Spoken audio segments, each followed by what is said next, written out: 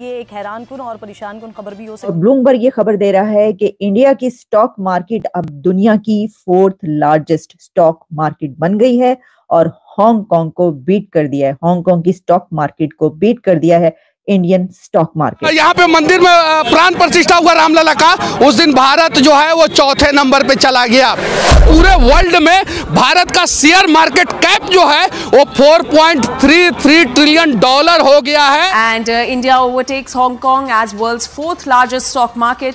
तो कहा ही जा रहा है कि दुनिया भर के जो इन्वेस्टर्स हैं वो खिंचे चले जा रहे हैं इंडिया की तरफ। राम मंदिर के निर्माण के दिन ही ऐसा क्यों हुआ, सोचने वाली बात है, क्योंकि राम का मतलब ही होता है राष्ट्र का निर्माण। अगर हम बात करें हमारे हमसाए मुल्क भारत की, तो वो सुपर पावर बन रहा है ग्लोबल स्टॉक मार्केट में। स्टॉक मार्केट ने अब हांगकांग की स्टॉक मार्केट को पीछे छोड़ दिया। अब याद रखिएगा कि हांगकांग की स्टॉक मार्केट एक बड़ी स्टॉक मार्केट कहलाती है, उसको बीट करना कोई इतना आसान काम नहीं है। अभी लोगों को पता चलना शुरू हो गया कि नरेंद्र मोदी का प्लान क्या है। जो कुछ अर्सा पहले अगर आपको याद हो, अमित शाह साहब ने कहा कि ये श्रीलंका, ये नेपाल, ये सारे जो हैं ये हमारे साथ अटैच हो जाएंगे। यानी 21 जनवरी तक जो भारत पूरे वर्ल्ड में जो है भारत का शेयर मार्केट जो है 5वें नंबर पे था, वो सोमवार को यानी जिस दिन रामलला भारत यहाँ पे मंदिर में प्राण प्रतिष्ठा हुआ रामलला का, उस दिन भारत जो है वो चौथे नंबर पे चला गया। बहुत सारे लोग ये कह रहे हैं कि मोहम्मद बिन कासिम से लेके गजनवी तक और बाबर से लेके औरंगजेब तक बहुत सारे लोग आए और उन्होंने जो है वो एक और जमाना था, लेकिन अब एक नया जमाना आ गया 500 साल बाद। देखें, एक बात तो आपको तय करनी है, वो ये है कि क्या आप मडलिंग थ्रू, यानी कि कभी इससे पैसे मांग लिए, कभी IMF के पास चले गए, कभी सऊदी अरेबिया से रिक्वेस्ट कर ली, कभी चाइना से पैसे ले लिए। उन्होंने कहा कि यू मार्क द 22 जनवरी 2024 को इस लैंडमार्क डे।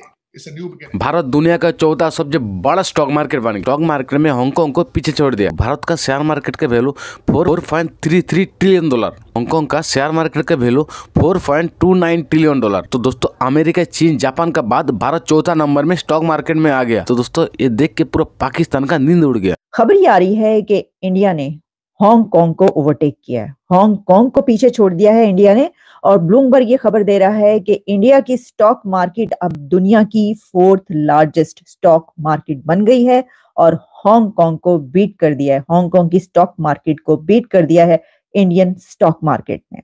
ब्लूमबर्ग के अलावा दुनिया भर के मीडिया आउटलेट्स इस खबर को इस वक्त पब्लिश कर रहे हैं और ब्लूमबर्ग में हमें जो खबर मिलती है उसके मुताबिक ये बताया जा रहा है कि India overtakes Hong Kong as world's 4th largest stock market.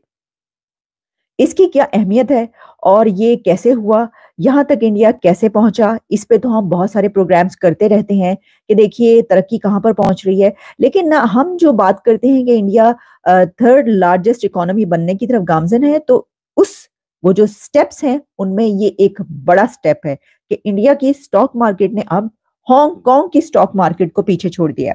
मैं आपको इस सिलसिले में जो डिटेल सामने आ रही बता देती हूँ कि जो इसमें कंबाइंड वैल्यू ऑफ शेयर्स बताए जा रहे हैं वो हैं 4.33 ट्रिलियन डॉलर्स, 4.33 ट्रिलियन डॉलर्स, जबकि हांगकांग के 4.29 ट्रिलियन डॉलर्स की ये सामने आ रही है। लिस्ट किया गया इसको कि इतना फर्क आया है और इंडिया ने हांगकांग को बीट कर दिया है। अब याद रखिएगा कि हांगकांग की स्टॉक मार्केट एक बड़ी स्टॉक मार्केट कहलाती है, उसको बीट करना कोई इतना आसान काम नहीं है कि आप ये कहें कि ये एक बड़ी खबर है। और जैसे मैंने कहा कि ये वही स्टेप्स हैं कि जो लिए जा रहे हैं। जैसे कि आप जानते हैं कि जब डावोस में वो मीटिंग हुई अभी, तो वहां पर दुनिया भर के इन्वेस्टमेंट्स मौजूद थे।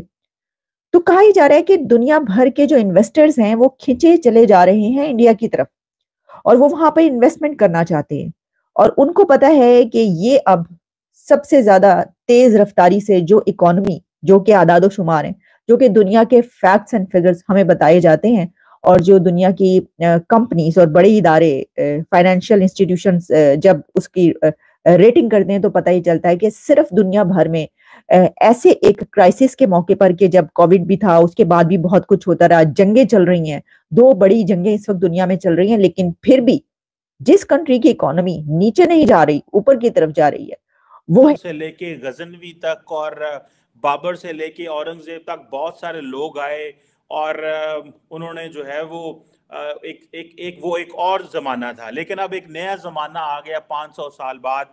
और ये जो कंस्ट्रक्शन ऑफ ग्रैंड टेम्पल है, ये उसकी बुनियाद एक रखी गई है।